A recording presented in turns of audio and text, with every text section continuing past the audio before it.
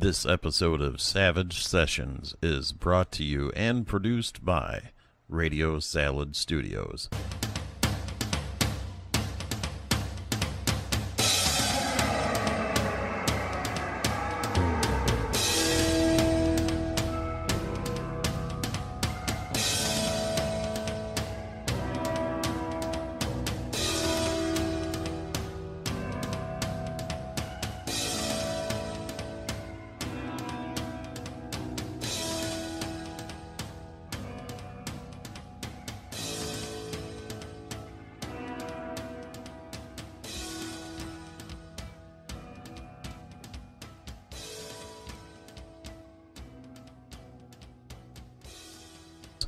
And now your host, Chuckie Tee.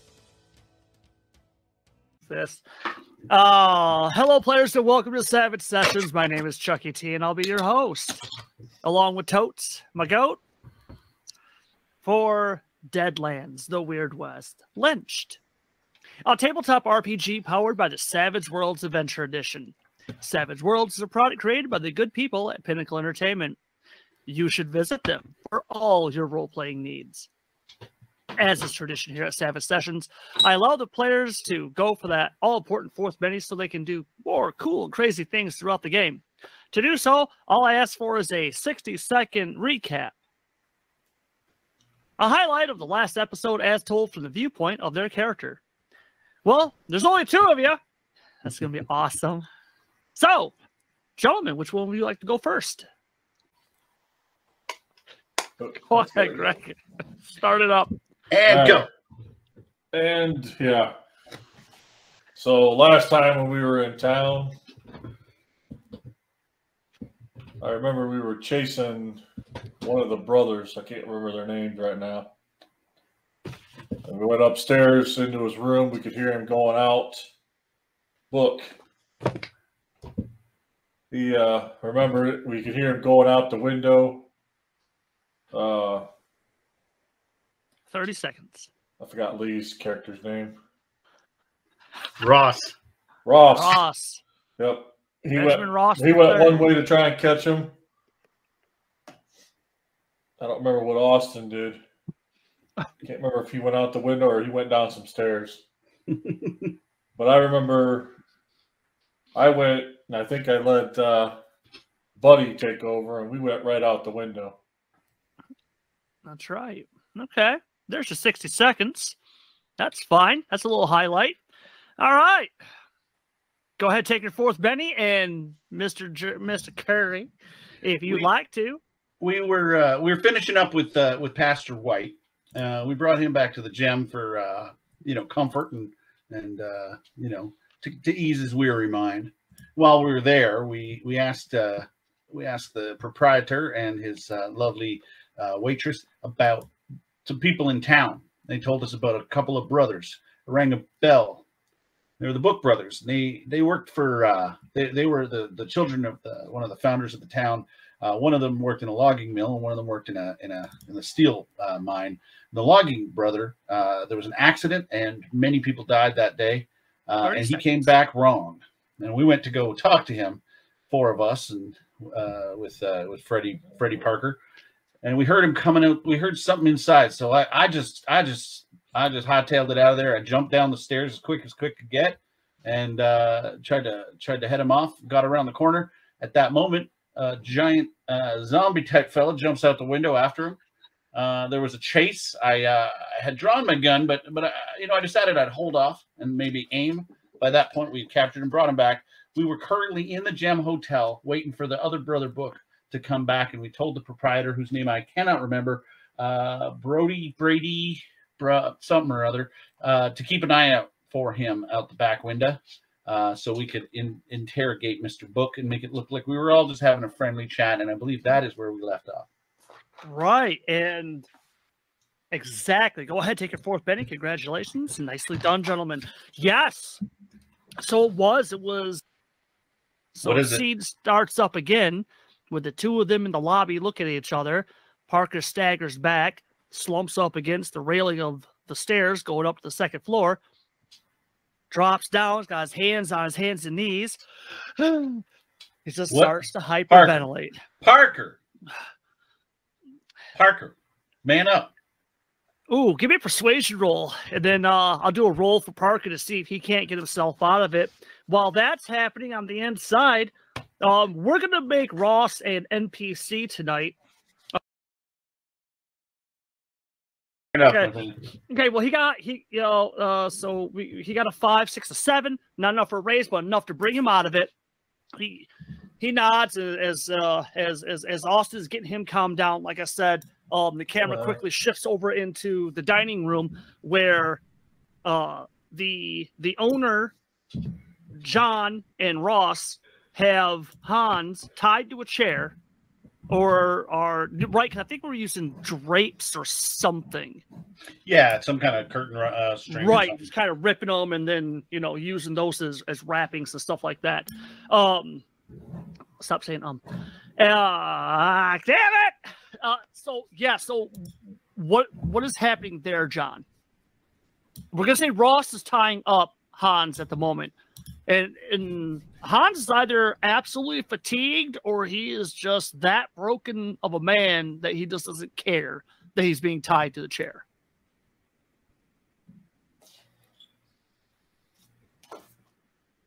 So what is Johnny doing?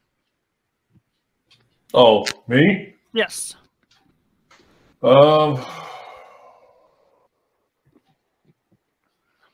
So Book's getting tied up. Yes. Austin was talking to the deputy. The marshal. Marshal.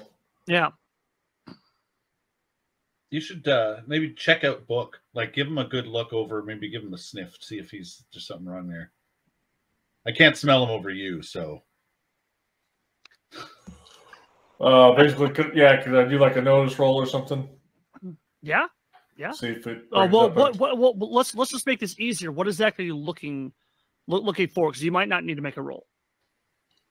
I'm just looking at him to see if anything stands out, any weird ticks, marks, anything peculiar. Okay. All right.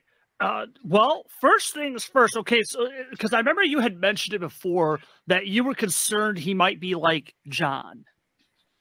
No, John mentioned that he might be like himself. Right. Okay. Yeah. Thank you. So on the plus side to that, we could put that at rest because as he's getting tied up and John's walking around him, giving him a good once over, you see on his neck, you see the artery is bouncing. Okay. So that's a plus. Now, the downside, though, he's got those same crazy freaking eyes. Well, not maybe the same, but he does. They're just as freaking batty as the Reverend. Yeah. This guy is. Oh, this is going to be a fun conversation. Another fun conversation. Once Ross gets done tying him up, is John asking him any questions? Or is he asking him questions while he's being tied up? Yeah, I'm going to ask him, where was he going in such a hurry? What was he running for? Oh, yeah. Now we can have some fun. The whole time the guy's head's been down and, his arms kind of getting jerked around, his legs are getting jerked around. And once John asks that, his head kind of twitches and he glances up. He looks right up at John. First time his eyes haven't been like just darting around in a paranoid type frenzy. Looks at him just right up there and he smiles. Oh boy. He's got a couple of fresh teeth missing by the looks of it. Oh boy. Oh God, he looks haggard as hell too. I'm not gonna let it kill me like it did my boys. I'm just not gonna let that happen. And I'm not going back. And there isn't a damn thing you or that stupid marshal's going to do about it. I'm not going to. His voice just gets octave and octave higher. And just screaming how he's not going to go back. Now, so the scene shifts and we're back to the lobby. And Austin, you've gotten Parker calmed down. And he he apologizes. Just when you guys jumped through, I was taking a look around the room. Yeah. Oh my God, Austin. Show me. Okay. You say, he's like, yeah, no, definitely. As you guys turn, that's when you hear books start getting loud in the other room. Yeah. Screaming how he's not going back. You got this, John? Yeah, I'll keep interrogating you. Ross, you give us a whistle if Punch him in the face, Johnny. Punch him in the face, Johnny. You know you want to. I don't like it when they get loud, Johnny. No. Better yet, bite him in the face. He looks yummy. A little bit skinny, but yummy. Do it. Ross, you give us a whistle if Brother Book shows up. Ross turns and nods. Right on, good man. Turns around, he hefts up the rifle, cocks it open. Just a whistle. Potch. just a whistle. Oh. We need to talk to him. We don't need his head blown off. Takes the shell out, puts it back, clicks it back in shape. Of course, I understand, good boy. I understand. John looks at they want a regular whistle, not a bullet whistle. Yeah. All right. I head up with Parker. Check out Book's room. Well, Ross is walking around practicing whistling. So it goes up. The first thing when you get up to the room, again, the door is still lying in a couple of chunks now on the floor. But the first thing that you get with all the excitement, you weren't able to take it in, is the horrible stench of the coppery smell of blood. Yeah. The horrendous, thick smell of feces, and the overwhelming smell of urine. Yeah, I thought that might be the case. Did he have blood all over him, or was he just looking disheveled and dirty? He just looks disheveled and dirty. So where's the blood? Right. And well, yeah, Parker's got his handkerchief out. He's got over his mouth, and he's walking around. And again, I mean, I've been in a war. We've been in a war, Parker. We've been in a war. We can handle this. Yeah. No, you're right. Oh man, it just took me really off guard. I'm gonna give myself a bigger roll just to make sure I don't get overwhelmed with the. Not a problem. I was waiting until you got into the room proper, but that's absolutely cool. You're fine. Yeah, you're right. You're right. You toughen yourself up to it because as of right now, you have seen worse. You have literally waded through worse. Breathe through your mouth, my man. Breathe through your mouth. No, he pats you on the shoulder. And here's the problem. Again, the room is dark, but there is a lantern that has been set up to the side. He picks up, he hoists up above his head, he starts shining on the walls. Yeah. And as you're following the light going around, there's all these horrible, horrible pictures all over the walls. It's like the kind of creepy shit you would see in cave paintings that apparently Book did with a combination of filth and blood. Yeah. Yeah. Oh, any images stand out as prophetic or like anything that like rings a bell as like the hangings. The hangings, yeah. The hangings are a predominant thing. There's a few other pictures that you don't quite understand. It looks like a tree, but they're not hung. But it looks like a tree of bodies. It's showing other pictures of something. It looks like a snake with more snakes on its head. That's the closest that you can associate with it. And a bunch of like stick figures, and you think he was trying to draw them bowing to it. Yeah, I turn to Parker and say, "So, I think we got our guy, right?" Oh, yeah. Yeah. And he shines his light over, and in the corner, there's a dead body in the corner. Oh my God. Yep. Oh. And he nods, and it's bad. So I'm gonna need a fear check real quick, and no negatives, just a simple spirit check. I just did it. I did it without you asking. I clicked it. Nice. Nice. Oh my, I know what happens when you see a the dead roll body. 20 gods are all over you today. Holy That's crap. me. Yeah. Wait till I start shooting and I'm fucking failing everywhere. Play it. Damn it. Damn it. Okay. So yeah. I can jump down a flight of stairs and I can keep my stomach, but goddamn if I don't. You can't shoot shit. So yeah, right. The body, without getting into horrible graphic detail, it's bad. What does it look like? How long dead? Like, am I able to tell he's been here for a while. He's been here for a while. I got no skills that I don't have healing or anything that would tell me anything closer. It's bad enough. It's been up here for a while. And apparently that was his palate. And that's what he was using to draw. That's what he was using. Is it a man? Is it a woman? It's a guy. He looks like perhaps a worker. Maybe.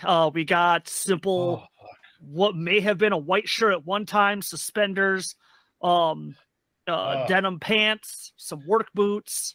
Brody, is it Brody? What's the guy's name that runs the place?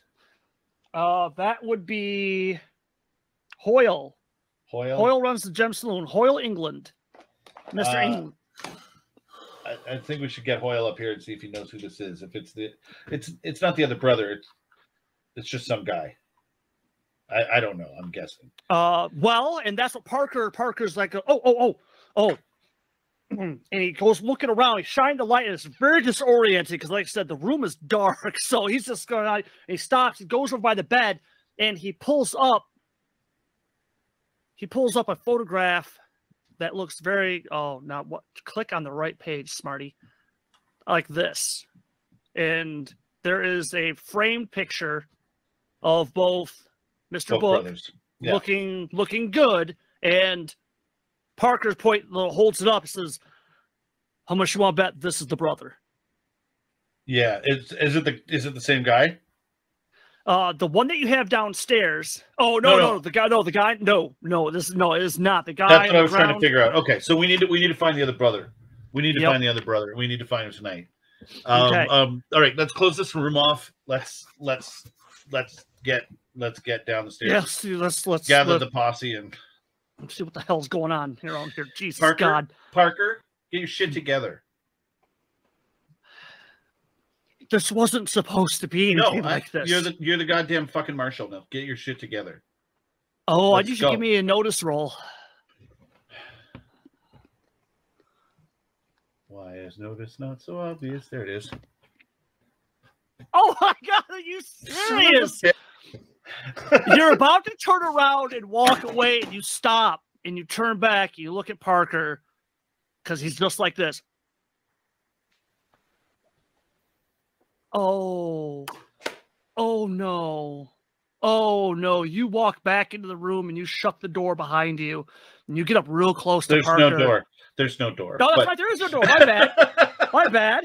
Yeah. So you push him back in the room. Thank you. And you push him back in the room. You get real close. Oh no. You've seen that look in the past. And that's when Parker has been caught with his hand in the cookie jar. What is happening, Parker? He leans up close. I'm not really a marshal. Oh. I took the badge and I ran into some marshals and I had the badge. It was supposed to be a joke. And I've been posing as a marshal for a while now. I'm laughing. I'm like, this is in character laughing. I put my hand on his shoulder, I look him in the eyes, and I say, well, you're a marshal till we leave town, all right? What? Are you serious? That shit up. We can't just say you're not a marshal now. Oh, man, I don't know. Oh, man, Austin, I don't know. Okay. I don't know. You know what? You need to do me a favor. If you can't keep your shit together, you're going to stay here and guard Book, and we're going to go hunt down the other brother. Is that what you want? I'm okay with that. I'd rather have you on my side. I'd rather have you playing tiddlywinks on the bad guys. That seems to stiffen him up, and he nods. There you go. We'll get you a drink, and let's go. Let's go. Let's figure this out. Let's figure this out. Yeah, let's do this. Okay. So as you guys are coming down, Yeah. John, he's not shutting up. In between him and Buddy and Ross still practicing his whistling.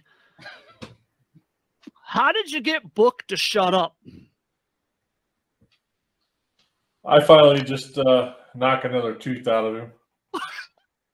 So, Austin, as you guys walk into the room, just in time, the camera's panning around over you guys' shoulders, and you see the camera, we see the chair slam to the ground, and a length of blood shoots out of Book's mouth, and the camera pans back up over your shoulders, pans over, and we see John with his fist out, and he's slowly pulling it back.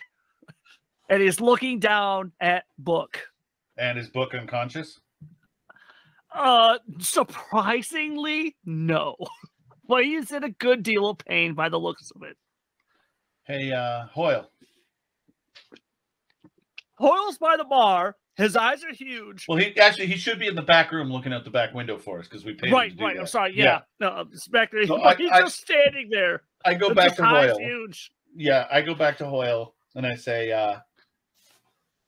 you're gonna need to keep Book's room off limits until you got a gravedigger in town.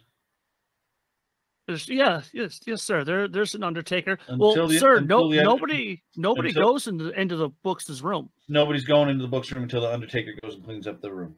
Okay, you don't let Sarah up in there. She's not gonna. The door's off the hinges. You're not gonna let her see what's in there. Wait. Do you have a cellar? Do you have a cellar? We have a root cellar, sir. Yes, we do. And there's a lock on that door? Oh, I can go get one from the hardware store, sir. How heavy is that door? Oh, it's a storm door, sir. All right. It's pretty good. Go fetch a lock. Oh, go fetch a lock. All right. Wait, hold on. Is there a jail in town? There is a jail in town. Yes, there is. Yes, there is. Then forget what I said. We got to get Book in a cell right away. Oh, yes, sir. Yeah. So him and Ross are picking up Book, and as Ross is now untying Book, and getting ready to put his hands behind his back and re-secure him, England looks around and should I be locking up or doing something to his brother's room? His brother's here. You said his brother didn't live here. They both have rooms. They both here. have rooms here. When they're not staying at the camp or staying at their house. Well, they have houses being built at the moment, both of them. So when they're not there, they're stay here, sir. Where are their houses being built? Maybe a half a mile outside of town. North? Yes, sir. Towards the silver mine and towards the lumber mill. That's what I figured. Yeah, let's. So I turn to John and Parker and Ross, and I say, we need to put this one in jail. John, you don't need to see what's in that room. The smell was kind of familiar up there. Yeah, you know exactly what's in that room, Johnny. You know. Yeah, we need to go catch the other brother. Should we be checking out his room? We probably should, yeah, but we've got to, let's do that. Parker? Yeah. Ross? Yeah. Why don't you two run Mr. Book here to the jail? Me and John are going to check out the other brother's room. We'll meet back here. Parker turns to Book, eyes him up and down. You going to give us any trouble? Book just smiles. Oh, we're already in trouble, little man. We're in so much trouble. You have no idea. And it's Ross takes the butt of his gun, and not hard, but just enough to be polite. Yeah. Parker, I trust that gun of yours is real, right? Take him to jail. That's all. He just gives you a look, and he takes his arm and just goes and just keep me apprised of we're not what going you find in that room. Yes, sir, Marshal, sir. Yeah, that he just kind of nods, tilts his head. They start to walk Book out of the gem, and they take him over to. So there's that, and Parker's over there. Okay, so yeah, as they go out, the scene shifts. How are you kids opening this door? You try the handle, and yes, it's locked.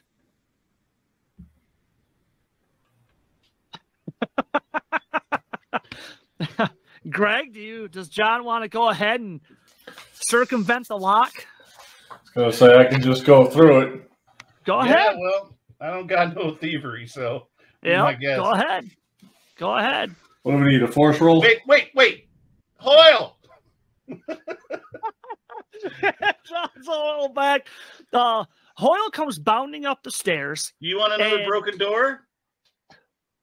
No. Oh, give me because he looks at the other door. Yeah. Yeah. I gave you money for that. As soon as we did. came down the stairs, I did.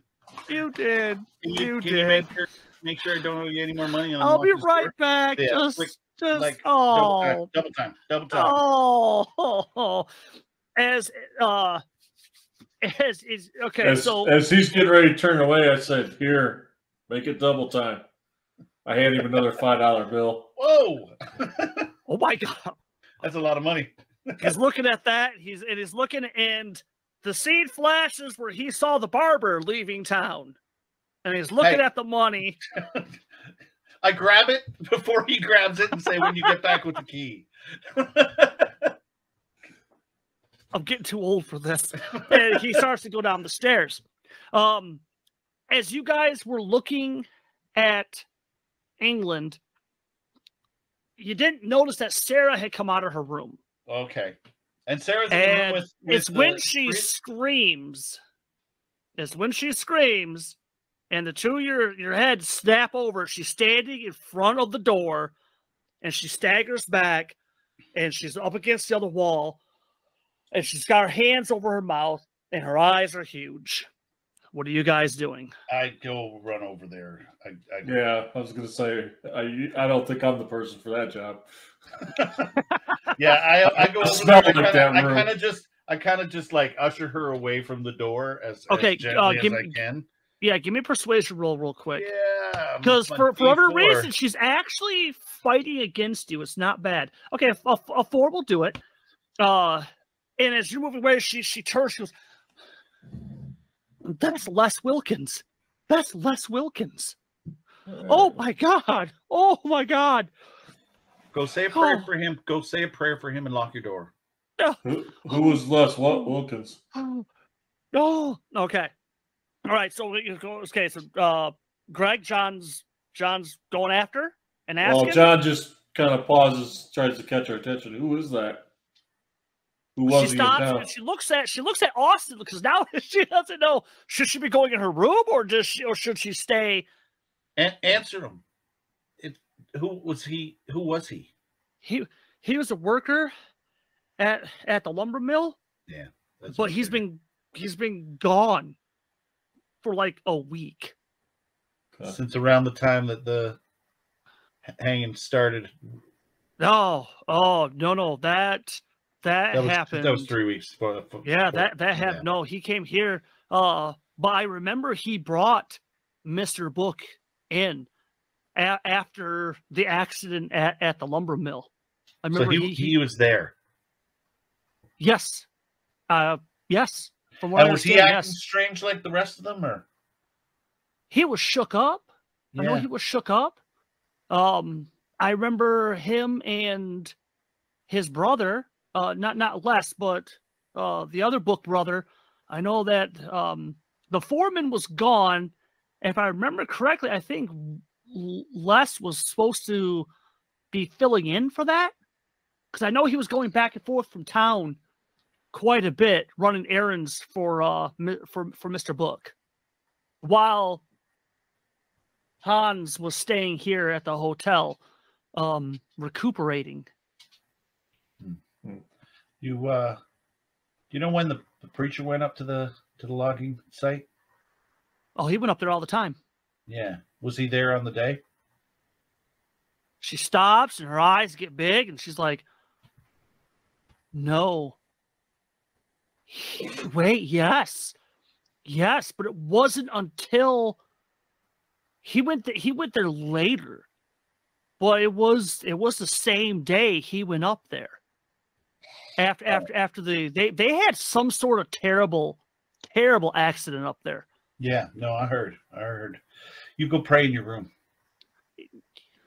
Yes, sir. Yes. Pray for less, okay? Pray for the town. Yes. Oh, what is going on? We're gonna get to the bottom of this. I'm gonna do my best, and I'm gonna make sure everybody here is safe. You just stay in your room and you lock your door. And she goes in, she shuts the door, and you hear the latch go into place. All right. But where the hell is Hoyle? He's standing at the stairs, just staring at the two of you, and he's got the ring, the keys, and goes over, he clicks the lock, and the camera's now inside the room. I make sure before he opens the Yes. door, I'm gonna push him back, and I'm gonna take my gun. Just get my gun at the ready. Gotcha. Okay, Yeah. So the camera's now inside the room. It's dark. There you go. There you go. No, just start shooting. Just start shooting. Ask questions later. Come on, Hoyle. Calm down, buddy. Hoyle, can you go fetch a lantern from Hans's room? Right. He goes around. He actually goes into another room. Better choice. Good choice. Better choice. Don't go. I was going to say John could just go get. It wouldn't affect John to walk in there, probably. No, that's true. But okay, just get a lantern in here. Right. So the camera shifts. We're inside the room. It's dark. The only light is from under the door frame. And as we see the door open and we see our heroes making their way into the room, Austin, you raise the lantern up and you bring your gun back as you've gone through from corner to corner. You don't see anybody in the room. And honestly, this room is immaculate. It's a small room. It's a modest room. It's got a bed. It's got a bureau, and it has a writing desk. Okay. There is a closet, and the doors are open, and you can see several sets of clothing on the inside. And the bed is made, and it doesn't look like it's been slept in. Other than that, there's no graffiti on the wall. There's no weird things like that as you're shining the light around. There are two other lanterns in this room, one by the bed and one on the writing desk. What are you boys doing? I'm going to walk over to the writing desk and light that lantern and start looking around on the desk. See if there's anything there. Austin? What is Austin doing? I'll look around the bed. If there's going to be a bed table, dressers, that kind of thing, I'm just going to poke around a moment. I'm also going to look out the back window, like the window of the room, and just see if I see anybody coming. Gotcha. I got you. We still hopefully keeping an eye out for Book. Actually, yeah. Hoyle, go back downstairs and keep an eye out for Book. Yes, sir. Yes, sir. Thank you, sir. Thank you very much. Yeah. So a couple of things right at the bat. One, the notice rolls aren't necessary because what's painfully obvious is one, Greg, there are multiple letters on this desk. Some of them look like they're addressed to Garth, and others look like they are letters that were written but never mailed out, or were in the process of being written to other individuals. And these letters, some of them are for financial help.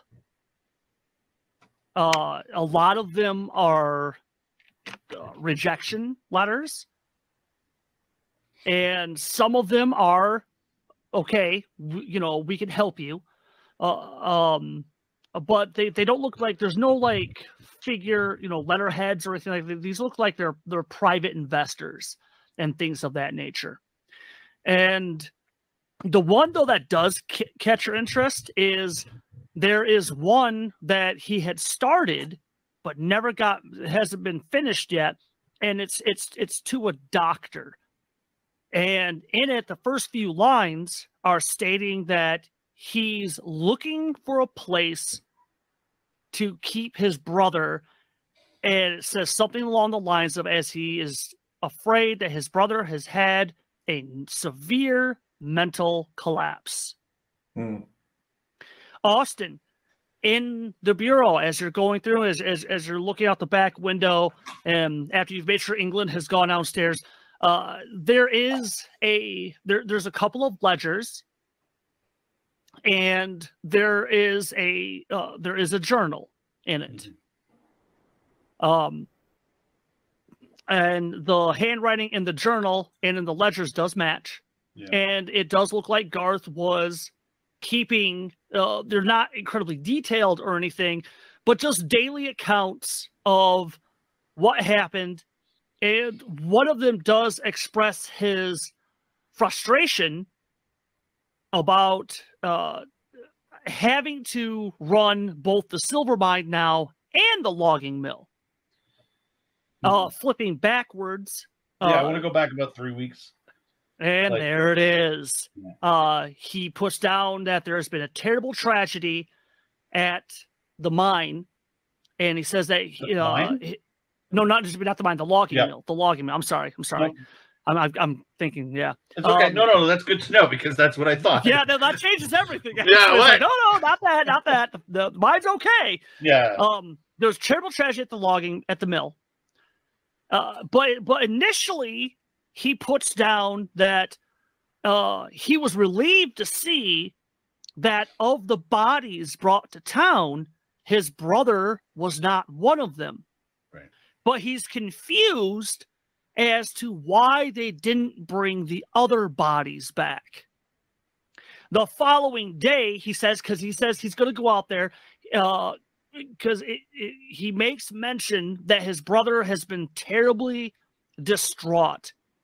He makes mention that he's never seen his brother in this kind of state before.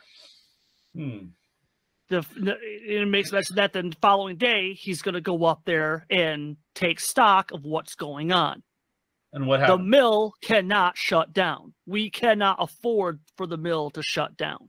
What happened? Like, we flip to the next day. Yeah. Dear God in heaven, what happened here? He initially blames natives. Yeah. But he quickly discounts it, stating that the natives in the area, there haven't been any tribes or anything like that, even remotely close to being around here.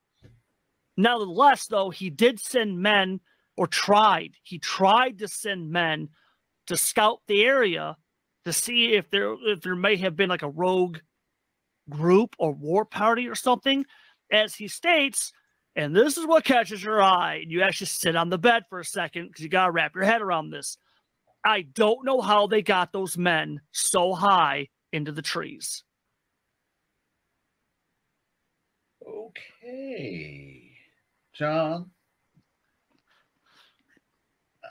I think we got to go to the logging mill.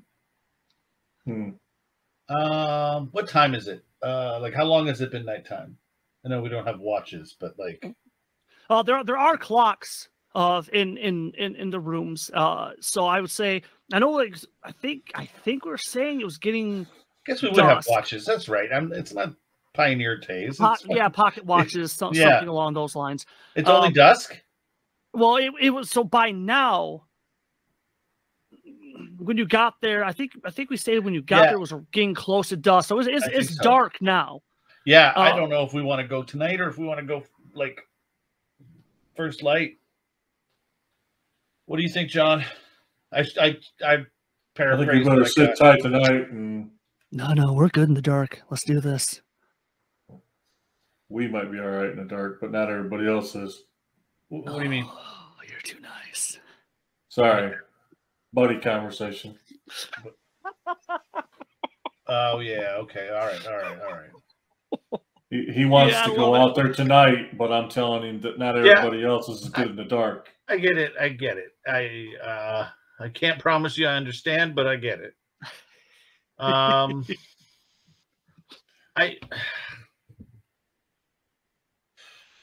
think we're better to wait till first light. Yeah, that I think way so we can too. get Ross, the marshal. Do we want to go check? Okay, so how far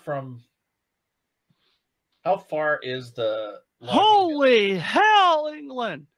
What in God's green earth is happening here? All right, That is a new voice. And as you guys get to the door, you stop as you hear England. Oh, sorry, Mr. Book. I didn't see you coming up. Okay. I'm gonna put my hand on John for a second and just be like, let's play this cool. And I'm gonna holster my gun and I'm gonna walk down the stairs. He's a bad man. He deserves it. Shoot him in the face. Mr. Book?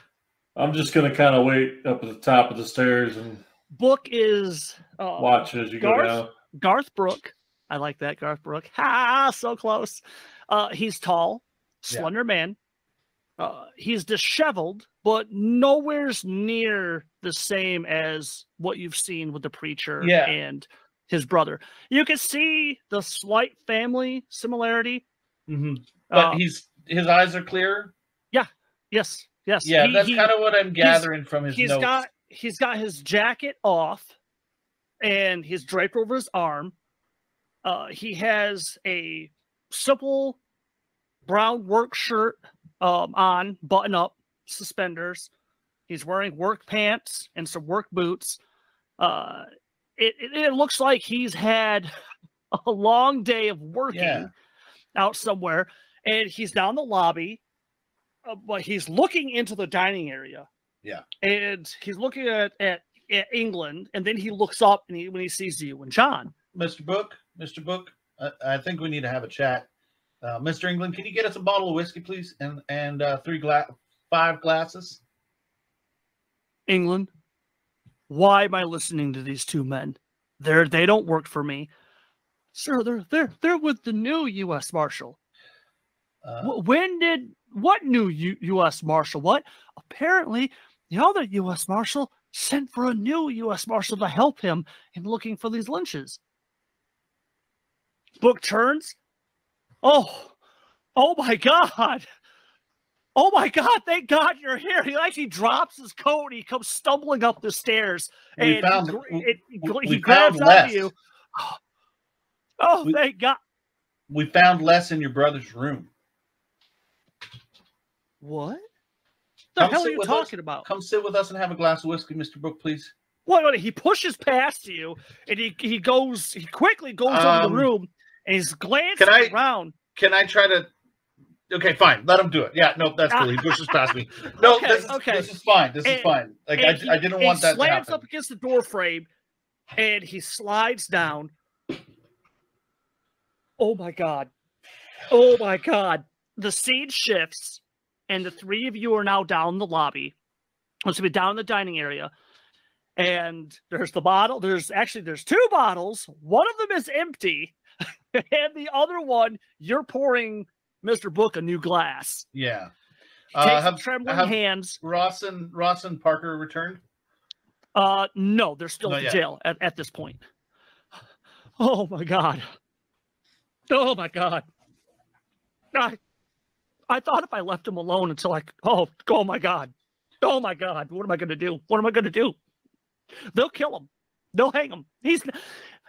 That's not my brother. My brother would never do anything. Look, he was many things, but oh God. My God. Mr. Book, I believe you.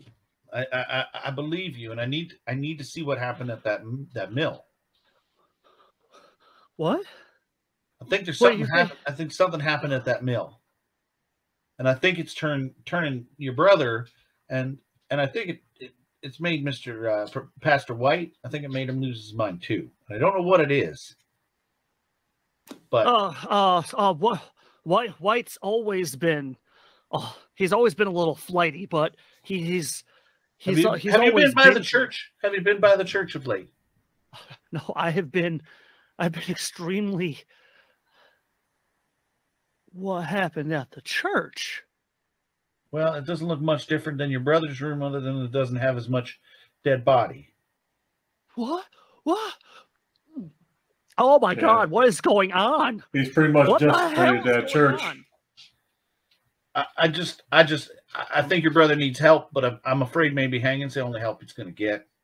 No, he's sick. He's sick and whatever. Well, I'm afraid the sanitariums up here are few and far between, and the kind of help they give you in those places ain't much better than the end of a rope. I mean, you know this. You're not a dumb man. I can tell. If you want to save this town, save the good people that are left in it, you're going to lead it. You're going to lead it like you always have. But we need to go up to that mill in the morning, first thing. Oh, yes. Yes. Oh my God.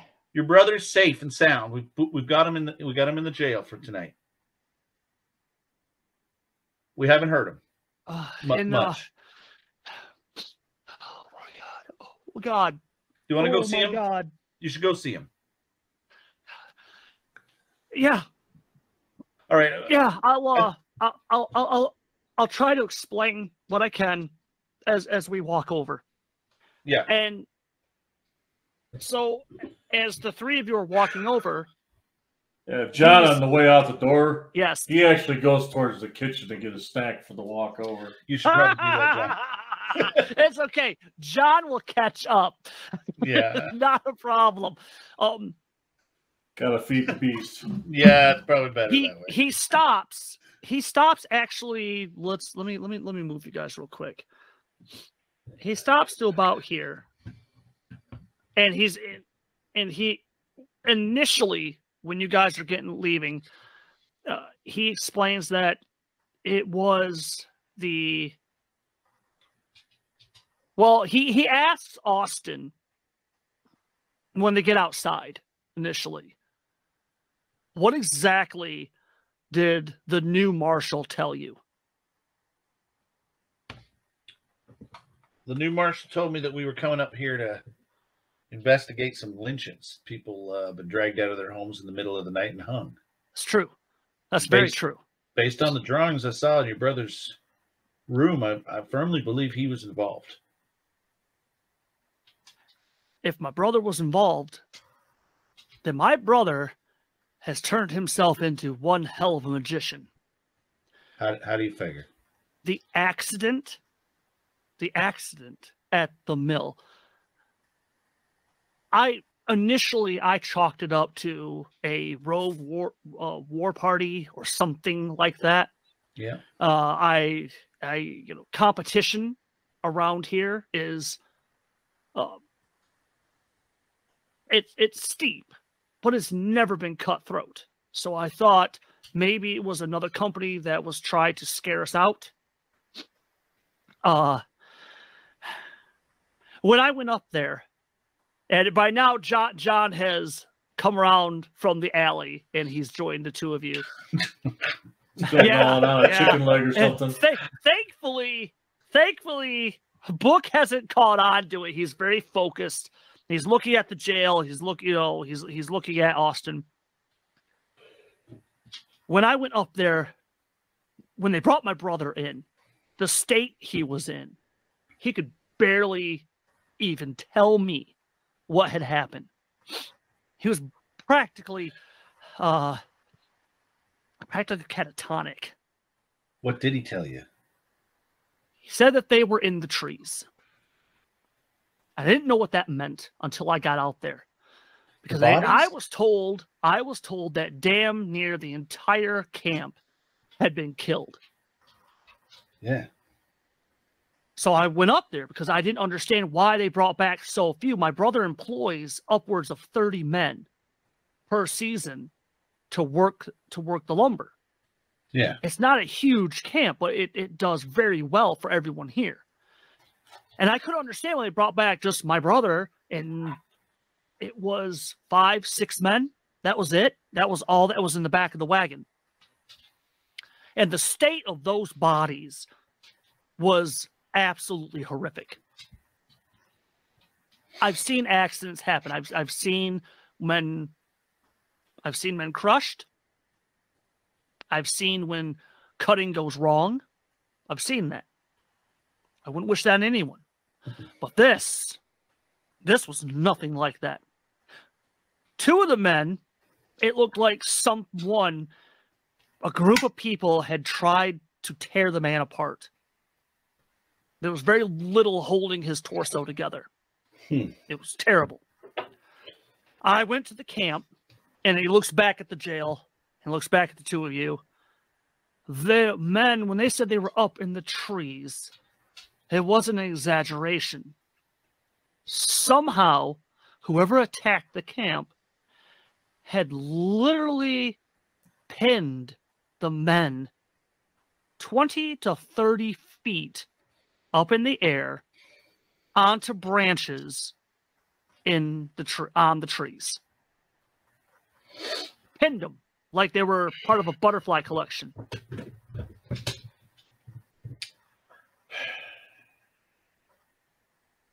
I'd never, ever seen anything like that.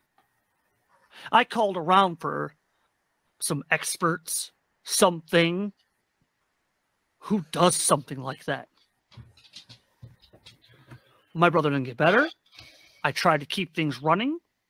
I'm running with a skeleton crew at best, if I'm lucky. And then the hanging started. Was your brother the one who started the hangings? I mean, I'm not saying he put the men in the trees, but maybe when he witnessed whatever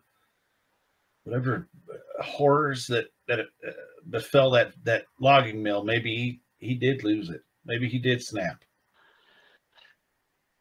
Gentlemen, I can tell you with all honesty that the night that the Davos family, God rest their souls, I was trying to console my brother in that building. He points at the gem.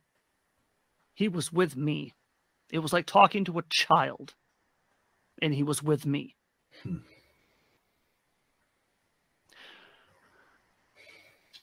My brother didn't hang anyone. I don't know what happened to those people. I don't know who's been doing this. So John, yes. John's going to look at the book brother Garth and they go, so what connection besides being in the same town do all these people have together? Did the Davos family work up at the logging camp? The husband, yes, the husband did. I don't know. The other Marshal, Wurzburg, when he was here with the sheriff, putting posses together, he asked those same questions.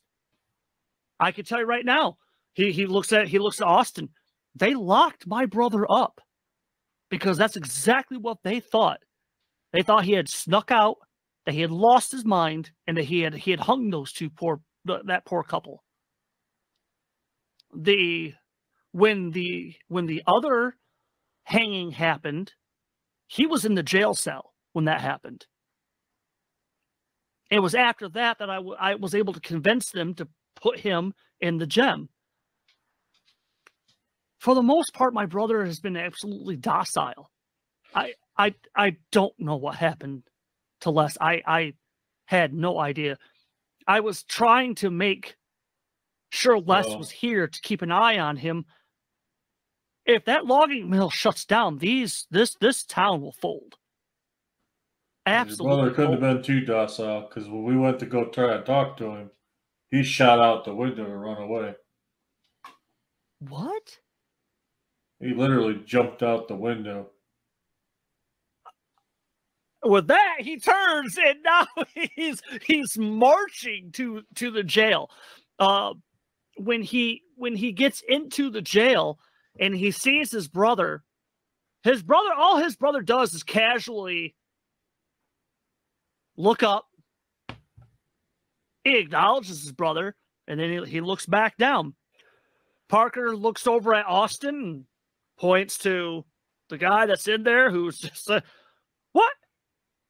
What the hell is wrong with you? What is wrong with you? And he grabs the bars. He's shaking them. What is wrong with you? What's wrong with you? And Parker walks over, puts his hands out to try and comfort Garth. Then he stops, he backs up, and he goes back by John and Austin. Okay. So you found the brother. It's not Book. What? It's not. No, Book. that's not possible. Book, He turns Book and he killed looks Les. back at the two of them. Why? What the hell? I fill him in on the details. The sheriff had arrested him, and he was in jail at the time of the second hanging.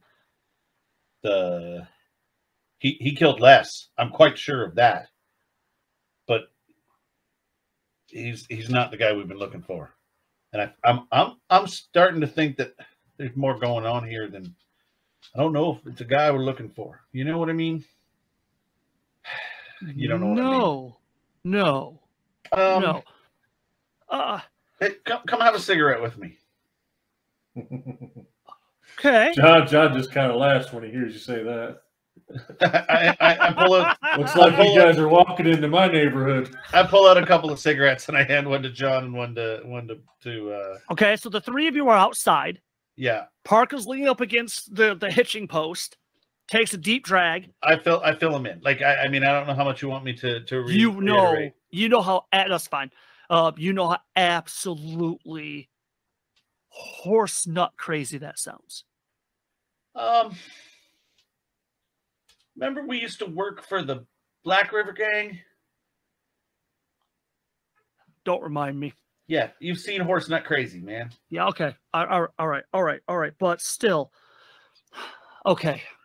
All right, so like, I mean, out of character, do I know about Wendigos? What are they called? Not Wendigos. Harrowed?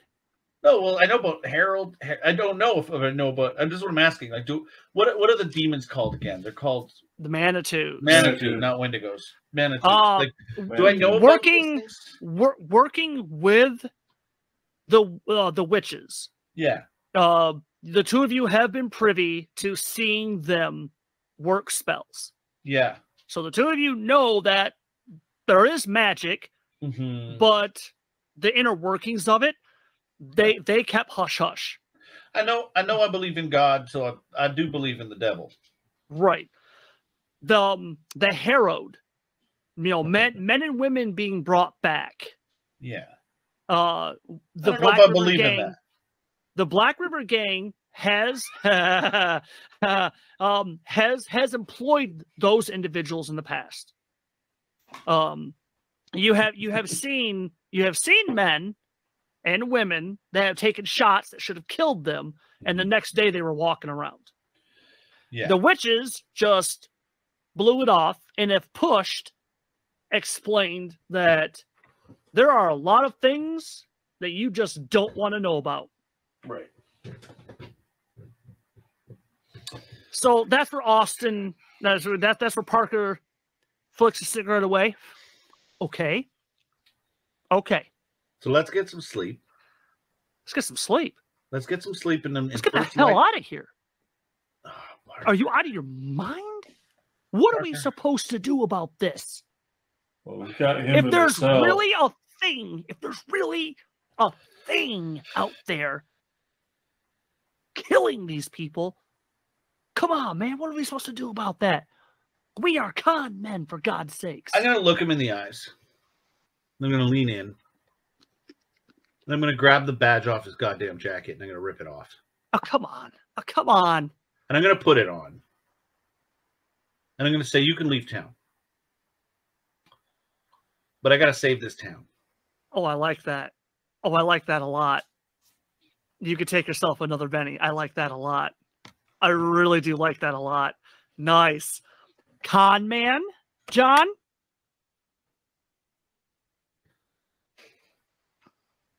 Yeah. Fucking well, hell, if we're all pretending, can I get one? Take a Benny. Parker stops. He turns his. No, Miss Sarah, you should be in your room. Standing oh no, about maybe 10, 15 feet away is Sarah. She has a platter Oh, no. And on it, she has coffee and several cups. Okay. Parker comes up. He takes a tray. He's like, no, honestly, Sarah, look, you don't. Those two may not be the best men on the planet, but they're good men. Look, I don't know what's happened to Mr. Book. If he killed Mr. Les, that's terrible. But they've tried in the past. I don't know what's happening here. But if you're going out to that camp, I can show you a shortcut tomorrow. It'll shave off 2 hours. I'm a good writer. I can do this. That's Sarah saying this? Yes. Yeah. Parker looks at her and glances around. He sets the tray down. He says, turns back, goes to Austin. Do we actually hear all that? Plucks the badge off, puts it on until I leave town. Turns back around, picks up the platter. All right, you're in. Come on. And with that,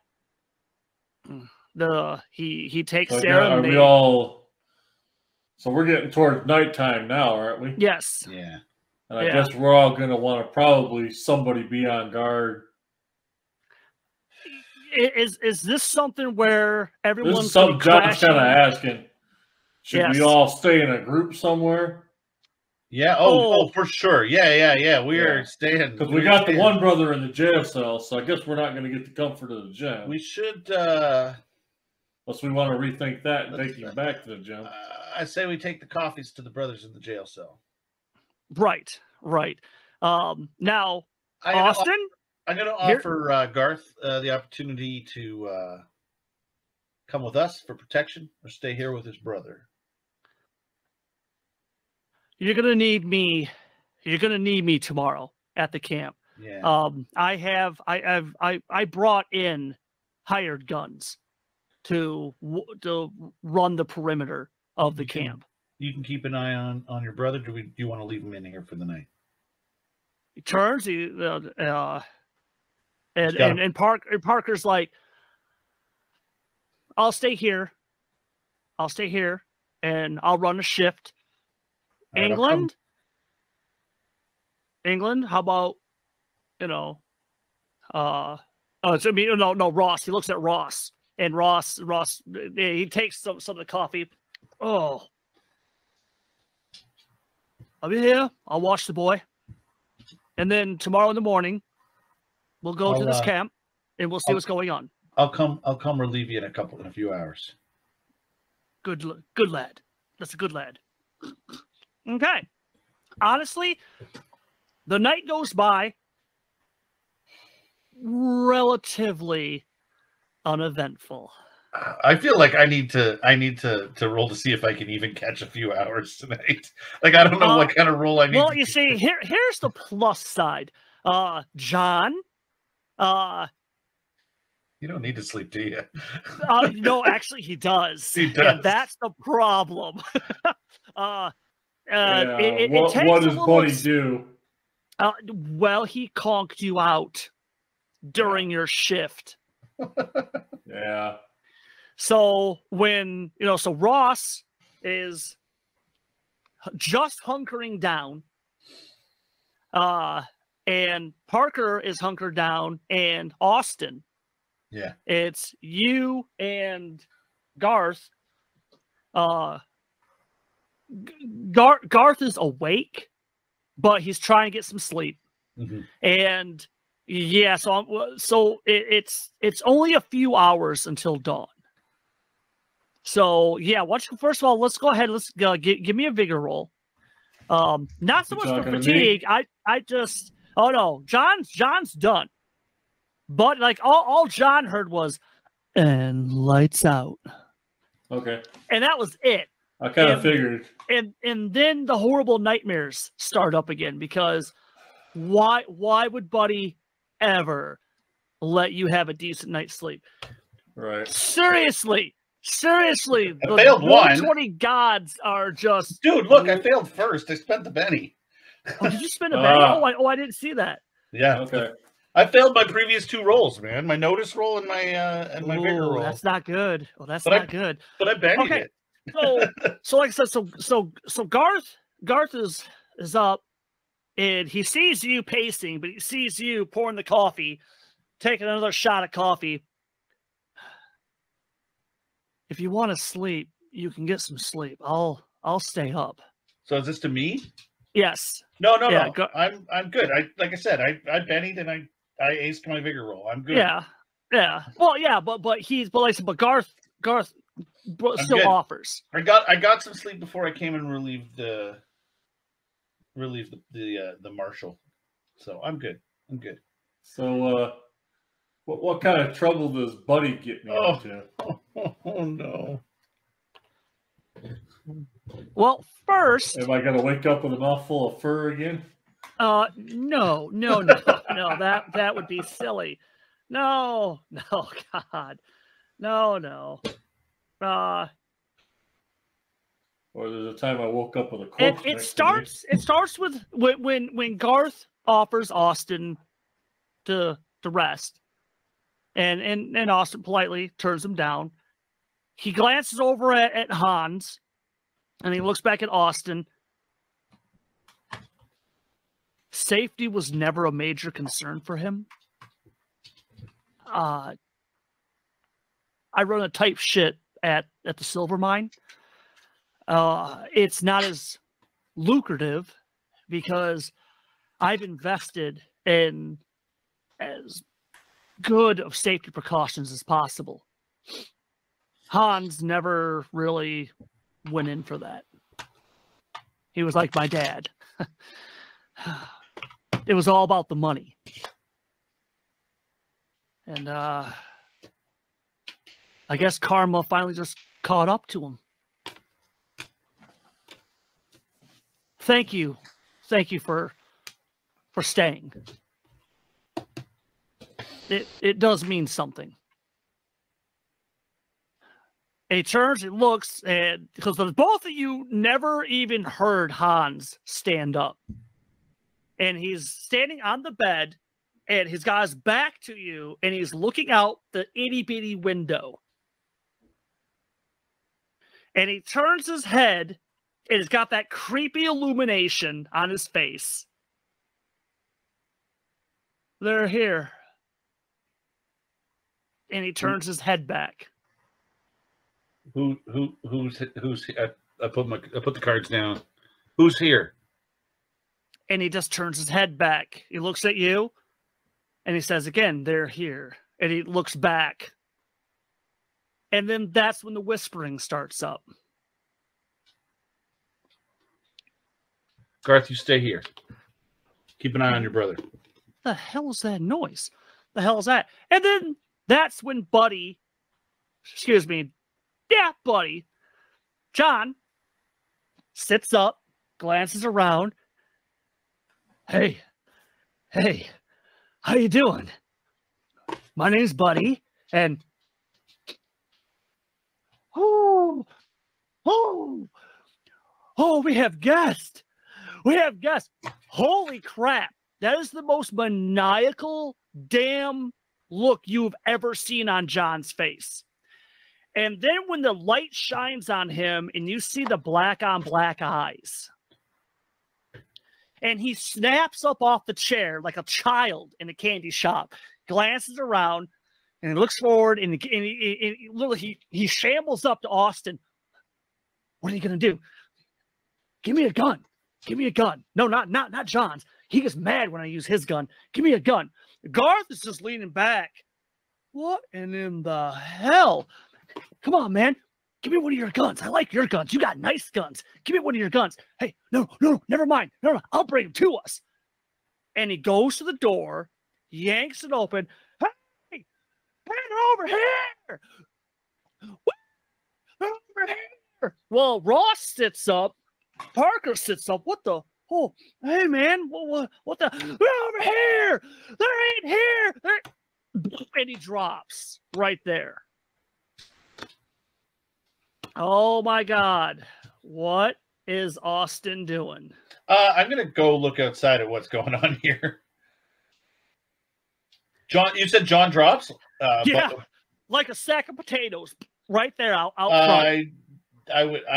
I think for a second I should check for a pulse, but then I realized that's as stupid as it gets. So I'm going to go out and I'm going to have a look at what he was shouting at. At first, there's nothing. You're glancing around because, one, it's dark. It is just effing dark. Yeah. And then you see it. The clouds part. The moonlight shines down on the rooftops. Yeah. And as they're going between the buildings, the whispering is huge and it's coming from across the street. From behind what is 13. Real quick so we can remember what this one is. Really? Okay, so one of the other saloons. And that's where it's gotten really loud. And then you see in the moonlight shadows begin to shift down, and you realize they're not shadows. There's 4 or 5 bodies suspended in the air. They look like they're just hovering there.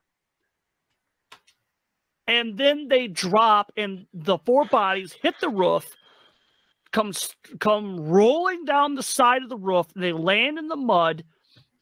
And for a second or two, they're just lying there. But the whispering is still heavy from behind. And then you see the snakes in the moonlight behind the building, at least a dozen of them. And it takes your mind a few seconds to collect because those are probably the biggest goddamn snakes you've ever seen in your life.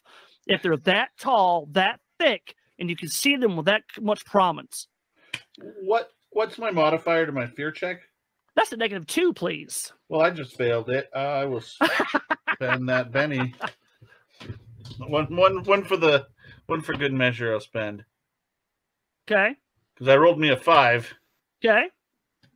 The whisper is there. Parker comes up behind you, and you can hear him. You can see him readjusting his gun belt. He's glancing around, and he looks over at Austin. What in the holy hell is that damn? And he stops, and he looks up, and his head kind of tilts, and he's looking up, and he sees, oh, man. What the hell is that? What the hell is... And Ross smashes out the window and one of the side windows to the sheriff's office. Lads, perhaps you should be looking at the road itself and not at behind the building. Okay. All right. So what do we see? Give me 1 second. The bodies that hit the roof and landed, they're now shambling to their feet. Is John conscious now, or give me? Yep, he will be in just a second. Okay. Can you, when you get a chance, can you shift Z one of those for me? Oh, or sorry, Z. I forgot you guys. No, it's yeah. Give me 1 second. Let me. It's not very often I realize there are differences, but when you say roof and I say Z, we notice our differences. Oh, come on. Let me learn how to use. There we go. There we go. Okay, yeah. That's what I thought they were. Oh my God. Yeah, so the 4 of them are shambling up, and they're staggering around. But here's the horrible part. As they're standing up, and John is, you're going and you realize that, you know, when you went down, you twisted your leg the wrong way. So in a horrible turn, as you get up, you yank your leg back into the right spot, and you prop yourself up and glance over, and you see the 4 people kind of doing this weird herky-jerky walk towards you guys. Hey, what can I say, buddy? That's funny. See what I did there?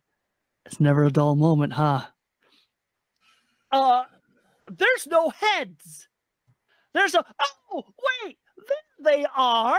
As the one's turning, you see its head come up a little bit and then drop back down. Just where the neck is, it's just a lump. And as they're walking herky-jerky, one of them will turn, and you see its head, the back of its head is actually touching its spine. But it's moving back and forth like it's working normal. Yeah. Oh, now, boy. Greg, here's a plus. You get a +2 to this fear check. So you're doing it normal. Everyone else is doing it at a -2, please. And they are moving towards you. And after this roll, we'll go into combat. See, I made promises, and I keep them. Go. So give me 1 second. Let's go with... Oh. That's a penny. Can you... Oh, I clicked it. There we Oh, go. poor Parker. Yeah. So Parker, his eyes get big. What? And in the serious hell. So Parker is shaken. Okay. When I do the fear with this, I don't. Oh, that one's going to be a hit. That's a nice one. That's going to be a hit with a raise. So wait, close. hold on. So close to the turkey, too. So close to the turkey. So where's the damage? Roll damage right here. Yep. Nice. That's oh, my goodness gracious. 18, so 18 plus 4 is 22, right? Holy crap. So Okay, that one lost. Yeah, because you got the raise. That's right. Yeah. You got the raise. Yeah. Oh, yeah. Yeah. That's nice. We're going to come back to that real quick. Yeah. Cool. And I'm going to give you an opportunity to describe this. All right. What is John doing? I believe I have a rifle, don't I? Where's my weapons? Down at the bottom? Yeah, I think. He does not have a... Whoa. No, there is no... He has 2 Colt Frontiers. 2 Colt Frontiers. But you were just in the sheriff's office. So if you give me a Benny, I'll give you a rifle.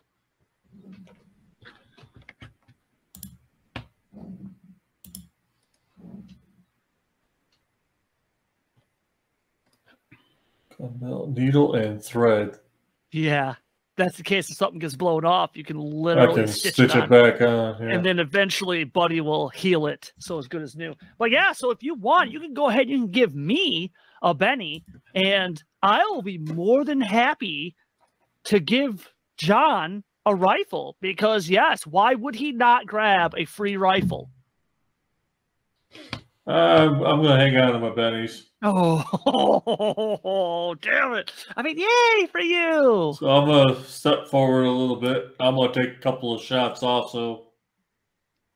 Okay. Now, he does not have 2-gun kid or ambidexteric. So I think it looks like he's the kind of gunfighter that his is just one-handed, and then he might switch guns. Unless you want the penalties. But there's some nasty penalties. You're already at -1 because it's dark. Yeah, I'm just going to walk up because he hit the one on the right? Yes. Yeah, yep. This one? Yeah, I imagined I missed the left and hit the right. There you go. So I'm going to step up and try and take a pot shot at the one that he missed. Okay, go ahead. Try and kneecap him. Okay, you want to kneecap him? Yep. So John, so actually let's start with Greg. Okay, so it didn't go as what John planned. So what just happened? What does that look like? Yeah, with John? Yeah. Yeah, John's not much of a... He's become more of a hands-on feller nowadays. No. Oh, you missed. Oh, that was close, man. That was close, John. Hey, I saw a big axe in that sheriff's office. We could have us some good fun. Come on. You know you want to. Go get the axe. Austin. With that, he puts his guns away and he just pulls out his knife. Hell yeah. Okay, Austin. Go ahead. You got a miss and a hit, and what does this look like? So yeah, I mean, I pull both my guns out and I shoot with my right hand and I miss. And I shoot. I'm always better with my left hand anyway, so I shoot with my left hand, and it just literally blows this thing's knee. Like it's like with that kind of damage, I'm imagining it just separates leg from gone. Yeah, gone, so I'm kind of hoping this thing now falls forward with its head exposed, which is my bingo. So it goes, and if its arms come down, and one snaps under the weight, and so it's laying on its chest, and its head, which was on its back, and now raises up like a bizarre looking turtle coming out of its shell. And I shout to the rest. I said, go for the head, because I'm the only one who remembered this, right? Right. So go for the head. Right. And with that, Parker comes out of it. Yeah. And Parker, Bayou Vermilion, remember? Bye. Oh my God. Go for the head. So he draws his gun. Okay, so here, why don't we do this? James, go ahead. Roll me for Parker. He has a D8 shooting, so roll me a D8 and a D6. I'll see how he does. Greg, do me a favor. Ross is like, heads behind their backs. Oh, that's not sporting. That's okay though, isn't that right, Bess? And he pulls out the buckshot, slaps in the slug, and he levels up the rifle. Ross has a shooting of a D6. So Greg, roll me 2D6. 3 and a 5. Okay. Ooh, nice one. Okay, hold on a second. So nice. Okay, so we got the 5. Now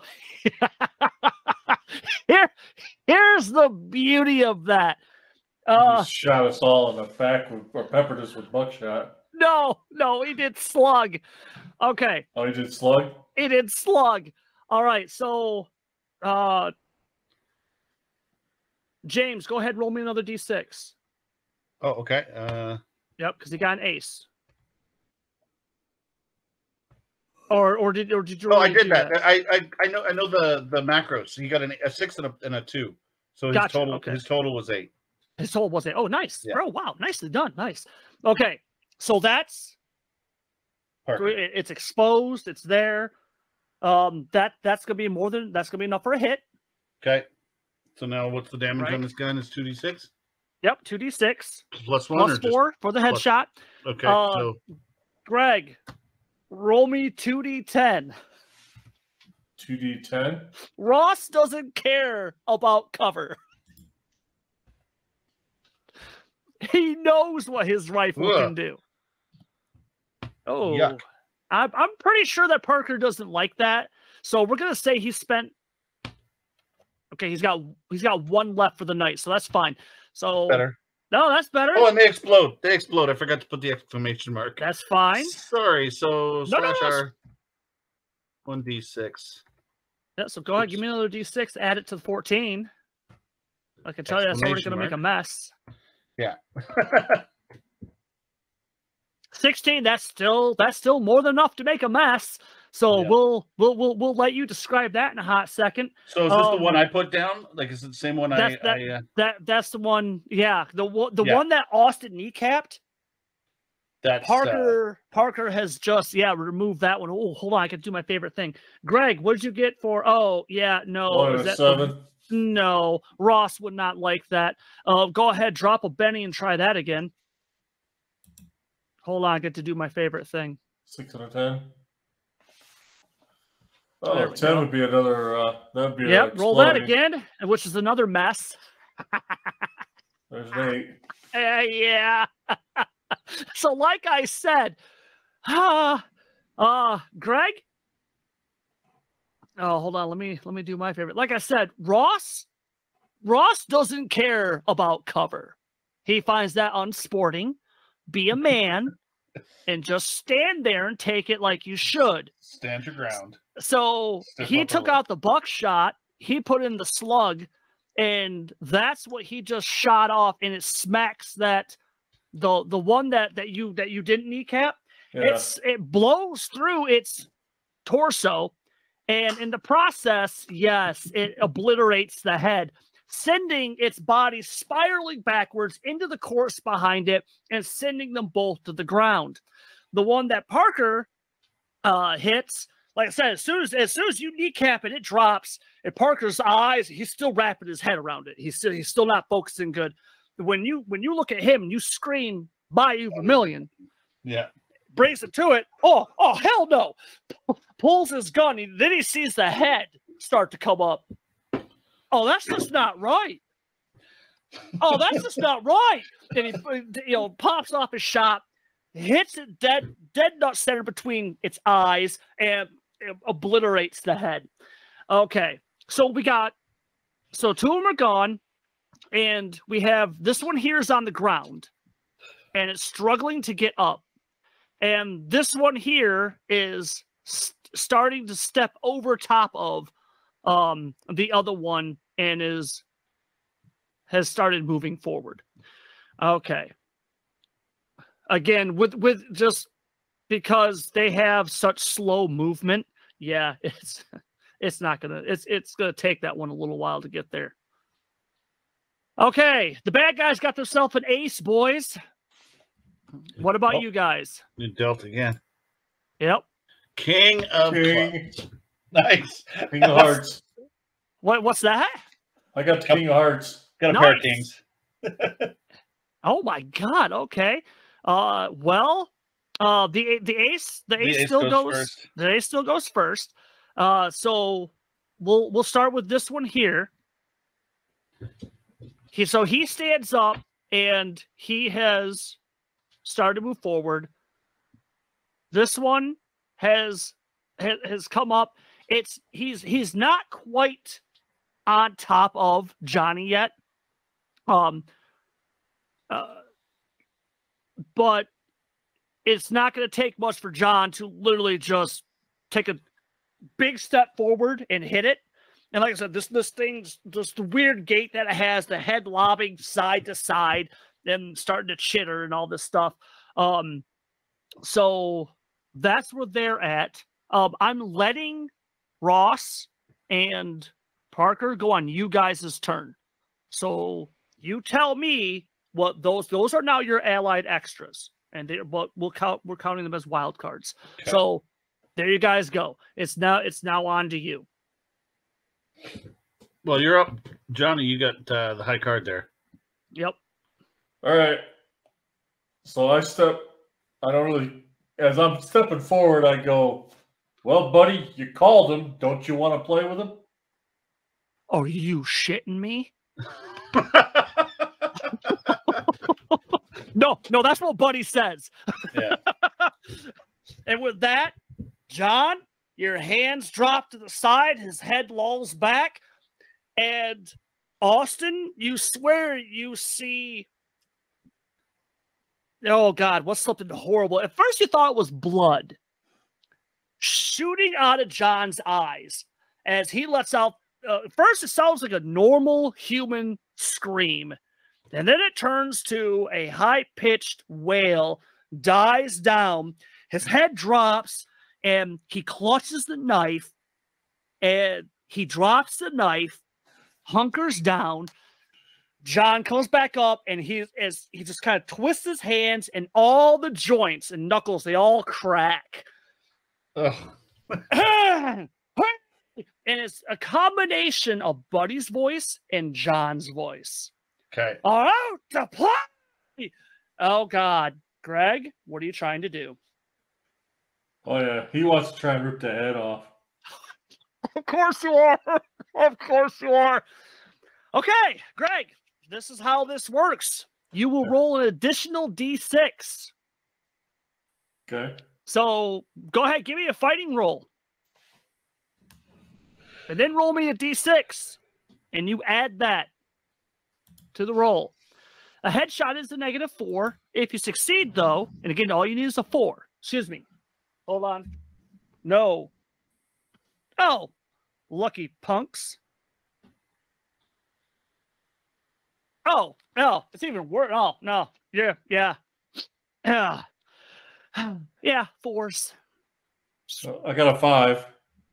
You rolled a 5. Okay, roll a d6. Well, I mean, first of all, are you happy with that? Well, Because we are almost done. you said I still get another D6? You automatically get to add a d6 to this. Oh, trust me, but there's a price. There'll be a price to pay. I'm sure there will. Let's throw a penny and see. Okay. Give me that fighting roll again. Ooh. Okay, Yeah. so I got the 5. So go ahead, roll me the d6, and we'll see how that goes. Unless you want to throw another one. Nah, we'll save one. Okay. Another 5. Well, that will eliminate and give you a 6 total for the attack. So yeah, go ahead, roll me some damage. Okay, now I'm trying to remember. Is it d6 to every single roll he does when he lets the demon out? I can't remember either. I can't remember top of my head either. I don't have my damn book in front of me. Where's the card? Oh, the Dominion card. It just says Herald. Herald. Yeah, let him out. You know what? Okay, we're just gonna say roll the damage. Increase toughness by 2. Add 2 to spirit rolls. Recover from being shaken. Yeah, see, it's not letting him. Okay, Greg, I'm just gonna make a call right now. Add another d6 to whatever the damage roll is. The d6 cannot ace. Okay, it's just a bonus that you're getting, but you're already getting a +4 to begin with. And then you can So go is it and tell us. unarmed or is it unarmed or? Yes. So it would be. He has a strength of d6. Holy Whoa. crap! Are you serious? Of course. Go ahead, yeah, Greg. Go ahead. Why don't you? First of all, that's at 19. That's at 19. Go ahead and roll me a d6 and see how Buddy helped you out in addition.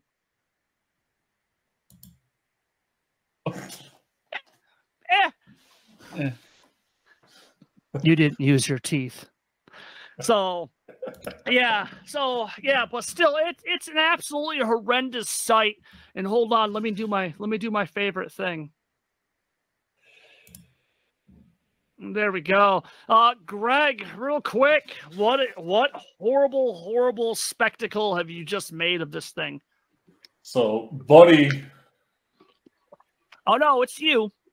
Buddy's just amping you up. Yeah, with his help, I kind of just walk up and kick the legs out from underneath it, and as it starts to fall over, just grab the head and just rip it right loose. Practically tossing it to whoever's standing behind me. Oh, that's fantastic. That's Mr. Book. That's nice. The poor bastard. He's leaving the doors. Oh, what? What is? Oh. I don't know what kind of compression you've got there, but your scream's just mute. Oh, thank you. Okay, good. yeah. I see you screaming, but I hear nothing. Yeah, it cut it out. I'm sorry. Yeah, no, that's good. So yeah, okay. So we're gonna go over to Austin. Yeah. Oh, okay. So there's one. There's one still standing, shambling towards you guys. What is Austin doing? I'm gonna do this first things first. Okay. No, I want to move to there. Okay. So I'm gonna move. So no marksman for me. Okay. I'm gonna take 2 shots at the head here. Gotcha. Okay. Yeah, because when you run, that's how they are fixated on the sheriff's office. Yeah. And when you start to take your first couple side steps, and you realize like the thing doesn't veer towards you, it's like it's practically oblivious that you're there. So with that, you take several more side steps until you get lined up to where your target's at, and go ahead. Let's get those shooting rolls. All right. Nope. And oh, there we go. Oh.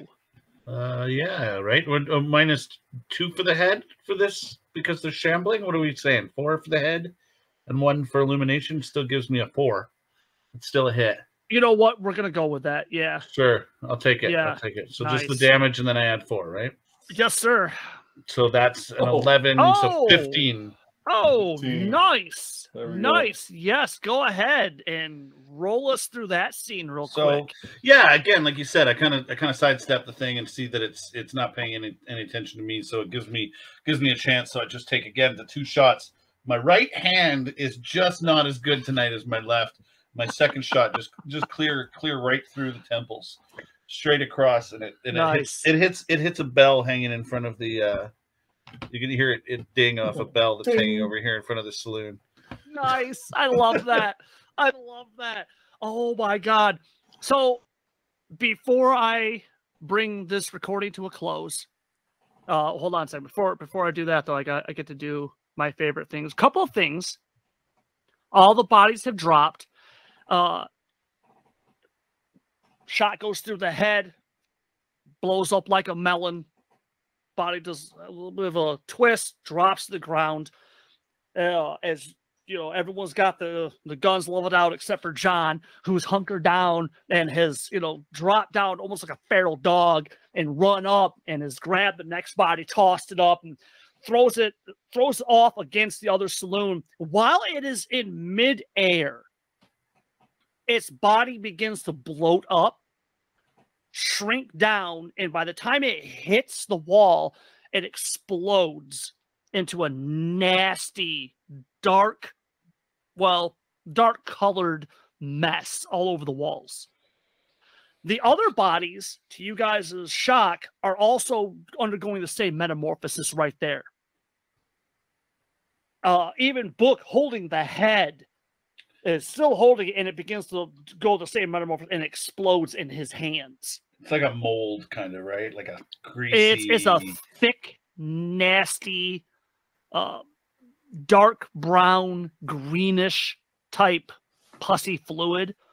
There's no skin. Pretty much it's like the flesh blows off of it. It leaves like all the bone and all that left behind. So Book is covered in that stuff. The ground and all over the road is covered in that stuff. And the whispering has gone away. You don't know. Yeah, the whispering has gone away.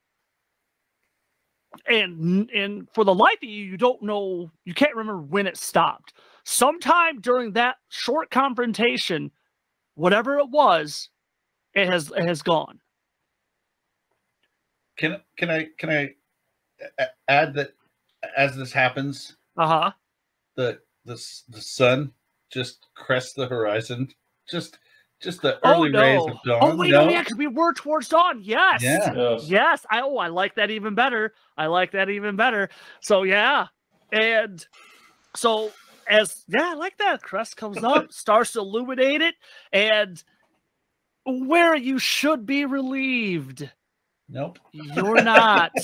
We got the worst still coming. The early morning dawn just illuminates the absolute nasty that has been left behind by whatever it is that's circling around the small town of Silverton. And to find out what happens next week, Buddy's poking at it. Buddy's poking at it. The scene as the camera draws back, by kind of tossing the stuff around. Find out what happens next week. Join us as we continue through Lynched.